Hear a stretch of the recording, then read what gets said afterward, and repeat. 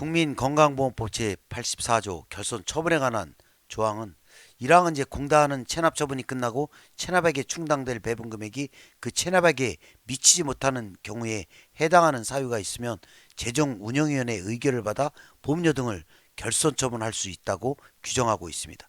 또 공다는 해당 권리에 대한 소멸시효가 완성되는 경우에 사유가 있으면 재정운영위원회의 의결을 받아 보험료 등을 결손 처분할 수 있다고 규정하고 있습니다.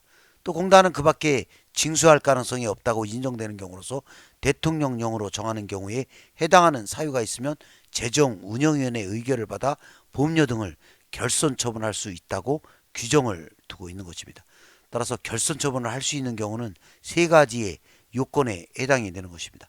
첫 번째는 이제 체납 처분이 진행이 돼서 그 공매를 한다든가 최종적으로 이제 강제 징수 절차를 거쳐서 그러한 배분을 한 금액이 체납액에 미치지 못해서 이제 남아있는 금액이 있게 되면 그걸 더 이상 징수할 가능성이 없다고 판단이 되기 때문에 재정운영위원회 의결을 받아 결손 처분을 할 수 있게 되는 것이고, 또 이제 권리에 대한 소멸시효가 완성이 되는 경우가 발생할 수 있죠.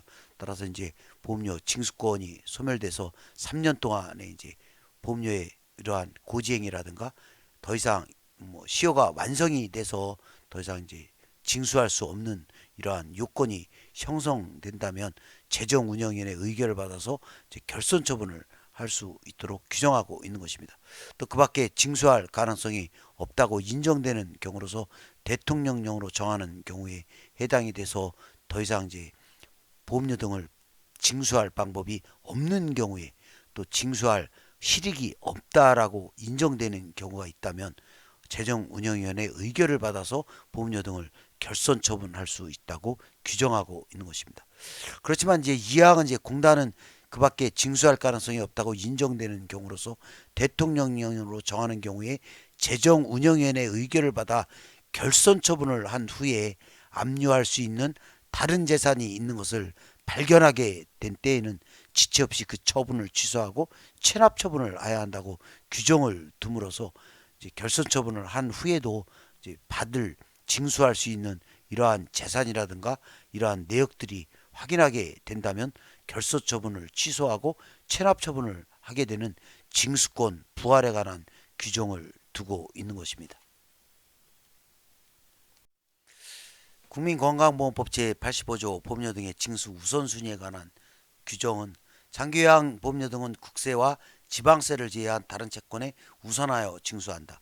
다만 장기요양보험료 등의 납부기한 전에 전세권, 질권, 저당권 또는 동산, 채권 등의 담보에 관한 법률에 따른 담보권의 설정을 등기 또는 등록한 사실이 증명되는 재산을 매각할 때에 그 매각대금 중에서 장기요양보험료 등을 징수하는 경우에 그 전세권, 질권, 저당권 또는 동산, 채권 등의 담보에 관한 법률에 따라서 담보권으로 담보된 채권에 대해서는 그러하지 아니하다라고 규정을 하고 있습니다. 쉽게 말씀드리면 이제 국세, 지방세 다음에 보험료의 징수 순위가 해당이 되는데, 단서 조항에 따라서 동산, 채권 등의 담보에 관한 법률에 따라서 설정이 되어 있거나 등록한 사실이 입증이 돼서 이러한 담보로 채권이 먼저 설정되어 있다라고 한다면 국세, 지방세, 전세권, 질권, 저당권, 담보권 설정, 등기, 담보된 채권 다음에 이제 건강보험료, 장기요양보험료의 징수 순위가 되는 것입니다. 또 이렇게 단서조항은 이제 설정을 해서 등기를 해서 이러한 이제 국세, 지방세에 이제 어떤 체납한 주택이 있다라고 한다면 그 주택에다가 이렇게 전세권, 질권, 담보, 등기 설정을 해서 채권을 확보한 내역들이 있다면 그러한 내역들이 우선한다라는 내용이 되겠습니다.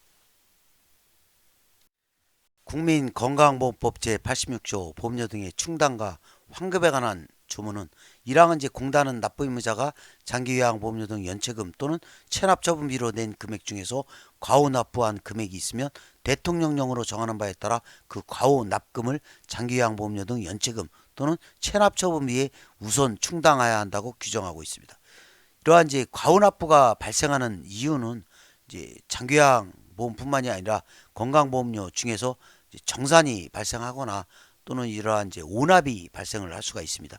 이제 건강보험료는 이제 책정하는 기준이라든가 각종 이제 강세 징수 절차에 따라서도 이렇게 이제 정산이 비용이 발생하기 때문에 이러한 내용에 따라서 과호납부한 금액이 발생을 하게 됩니다. 이러한 경우에 그 과호납부의 금액이 발생하였다면 우선적으로는 이제 장기요양보험료 연체금 체납 처분비에 우선 충당을 하게 됩니다. 따라서 충당이라고 한다면 이제 공단에서 받아야 할 금액이 있고 과호납부한 납부의무자의 금액이 있는 경우에 이제 충당을 먼저 하게 되는 것입니다. 또 이렇게 공단에서 이제 납부의무자와 충당을 하게 되는데 남은 금액이 또 발생을 하게 된다면 대통령령으로 정하는 바에 따라서 납부의무자에게 환급해야 한다고 규정을 해서 충당이 먼저 되고 그 다음에 이제 남은 금액은 환급해야 한다고 규정하고 있는 것입니다. 그렇지만 이제 3항에서는 1항과 2항의 경우 충당하고 환급하고 이렇게 이제 절차에 따라서 처리가 되는 경우에 과언합금에 대해서 대통령령으로 정하는 이자를 가산해야 한다고 규정을 둠으로써 이제 보험료에 과언납부가 생기면 충당하고 환급하지만 또 이제 이자를 가산해서 과언납금이 발생을 하게 되는 것이죠. 시행령에서는 이제 과언납금의 충당 순서를 또 별도로 정하고 있습니다. 따라서 이제 보험료의 경우에는 이제 과언납부하는 경우에 발생된 보험료가 있다면 체납처분비, 체납된 보험료와 그에 따른 연체금, 또 이제 앞으로 내야 할 1개월분의 보험료가 있어서 납부의무자가 동의를 하게 된다면 여기에 이제 충당을 할 수가 있게 되는 것입니다. 또 이제 그렇지만 이제 또 다른 금액이 발생할 수가 있죠. 따라서 이제 기타 징수금이 다른 금액이 있다면 그러한 처분비라든가 징수금이라든가 연체금이라든가 이런 내용들을 이제 충당하고 환급하게 되는데 체납처분비를 우선 충당하게 되는 요건은 이제 잔액이 남아서 이제 깨끗하게 정리를 해야 하는 것이죠. 따라서 이제 발생이 돼서 체납처분비라고 하는 것은 이제 강제 징수 절차에 의해서 압류한 비용, 매각된 대금 이렇게 이제 부수적으로 발생된 비용을 우선 이제 충당을 하게 됨으로써 원래 체납된 보험료는 이제 또 남아 있을 수가 있게 되는 것이죠. 따라서 이러한 충당 순서라든가 이런 내용들은 이제 건강보험에서는 중요하지만 장기요양에서는 이러한 충당과 환급이 이제 건강보험법에 준용을 해서 이제 행정직들이 업무를 수행하고 있기 때문에 충당한다, 환급한다, 이자를 가산한다라는 내용만 알아두시기 바랍니다.